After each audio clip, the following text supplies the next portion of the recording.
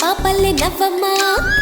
తీయగా కొమ్మ ఒళ్ళో పున్నగా పువ్వలే నవ్వమ్మ హరి విల్లుగా నవ్వుతూ ఉంటే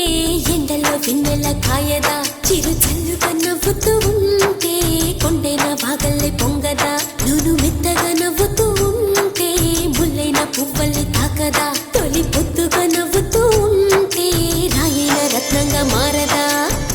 హాయిగా అమ్మ ఒళ్ళో చిన్నారి పాపల్లే నవ్వమ్మ